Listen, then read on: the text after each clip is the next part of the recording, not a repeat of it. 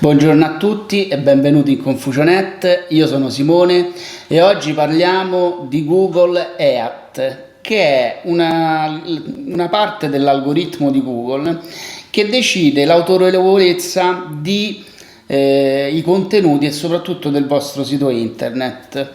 Io da questo algoritmo nel 2018 sono stato travolto con un mio cliente e ci ho messo parecchio tempo per capire come effettivamente poter posizionare contenuti che riguardano settori molto specifici che vengono definiti Your Money, Your Life, ovvero tutti quei settori che riguardano la salute, il benessere fisico e anche il benessere economico. Quindi, se hai un sito internet che parla di salute, psicologia, benessere, investimenti, mental coach, sei un training sportivo, avere un sito internet che parla di questi argomenti, devi fare molta attenzione per rispettare questi piccoli parametri che adesso ti do.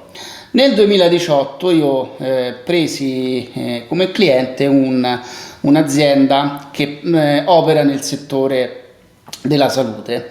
Questa azienda aveva fino al 1° agosto 2018 intorno alle 15-20 mila visite organiche.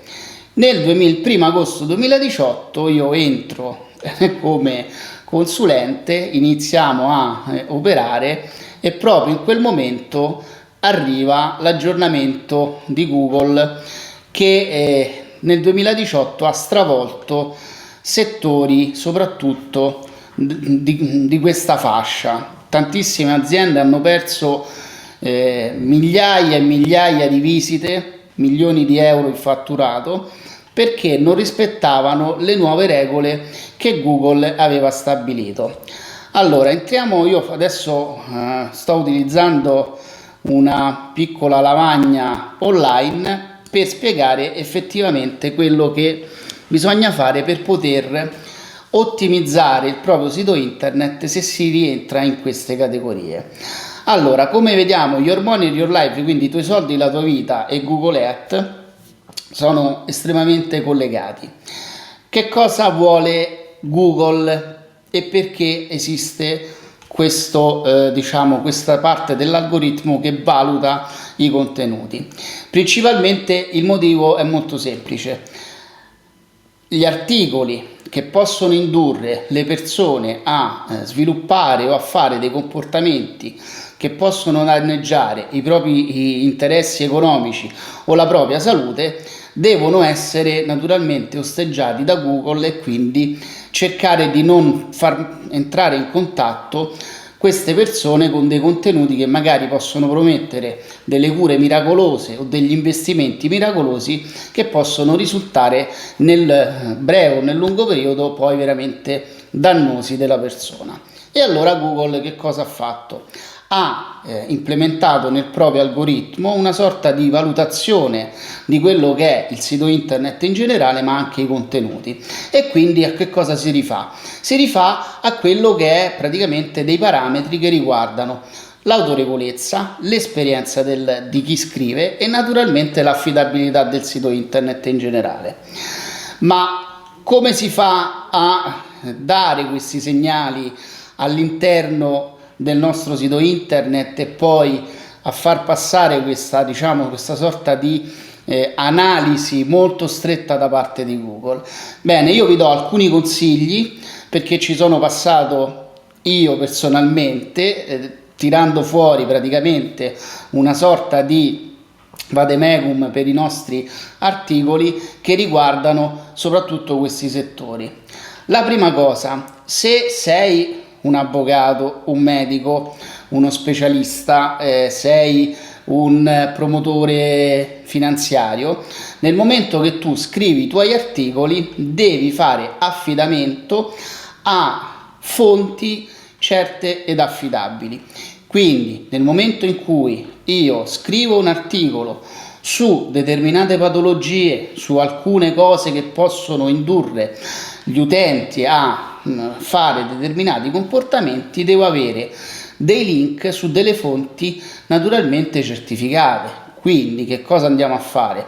Andiamo a linkare tutto quello che è ricerche e pubblicazioni di enti certificati, che possono essere università, possono essere riviste scientifiche, possono essere degli studi su siti internet che hanno effettivamente un'autorità in materia.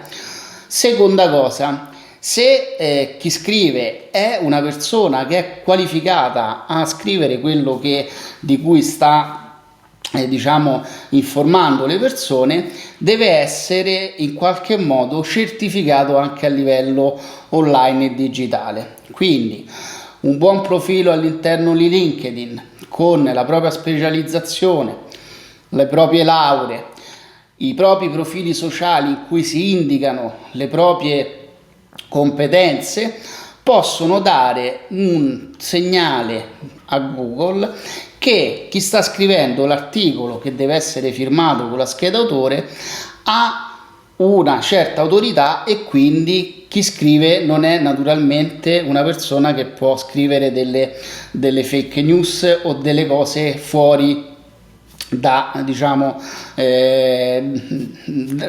proprio settore. Se io scrivo dammi 1.000 euro e domani ne diventano 10.000 investendo in questo o in quell'altro, devo avere delle cose certe e devo avere dei dati su cui appoggiare, oppure la persona che sta scrivendo ha una certa autorità in rete e quindi difficilmente scriverà delle cose solo per attirare le persone e fargli fare dei comportamenti non proprio etici.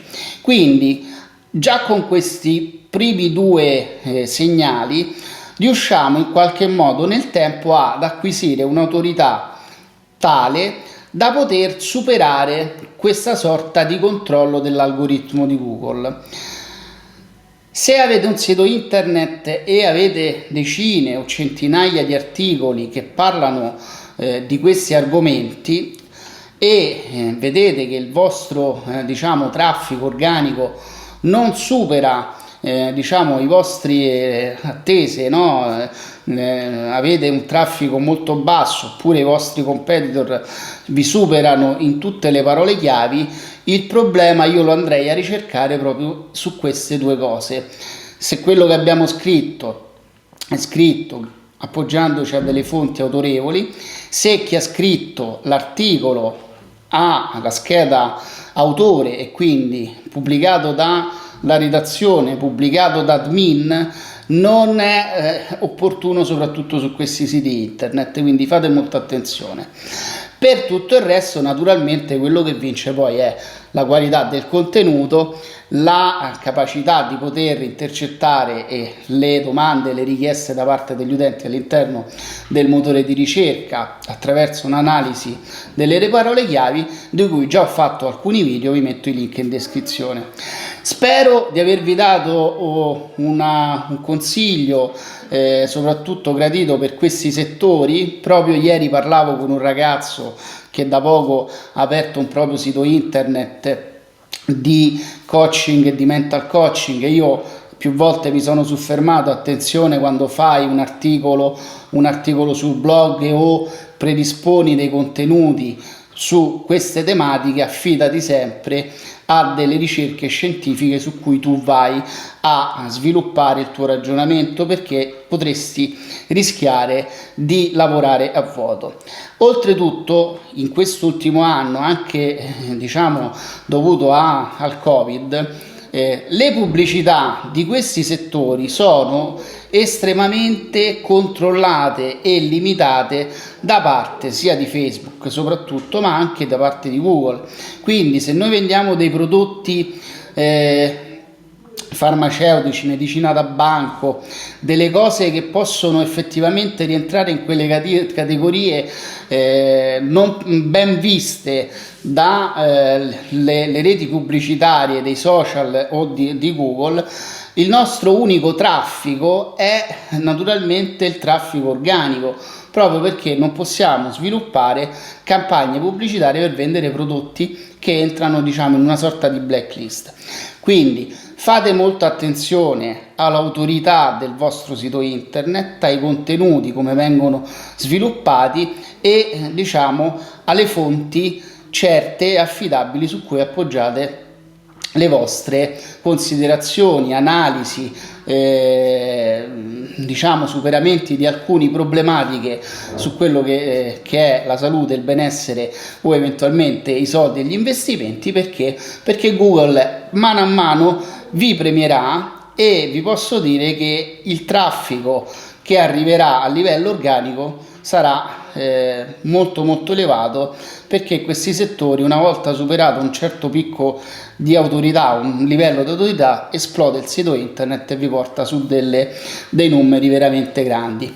Vi faccio vedere uno dei nostri clienti su quale abbiamo lavorato ed fa parte di questo settore, come il lavoro che è stato fatto per poi superare l'autorità ha creato poi una sventagliata di traffico organico che è tutta pubblicità gratuita e naturalmente di gente interessata all'argomento e al settore. Bene, spero di aver dato dei buoni consigli, soprattutto a tutti coloro anche che vogliono fare poi eventualmente formazione, coaching su questi argomenti. Per qualsiasi cosa rimango a disposizione, quindi commentate se avete ulteriori domande su questo argomento. Vi ricordo di iscrivervi al canale, di cliccare sulla campanellina per rimanere aggiornati con i prossimi video. Io vi saluto e un abbraccio da Simone. Ciao ciao.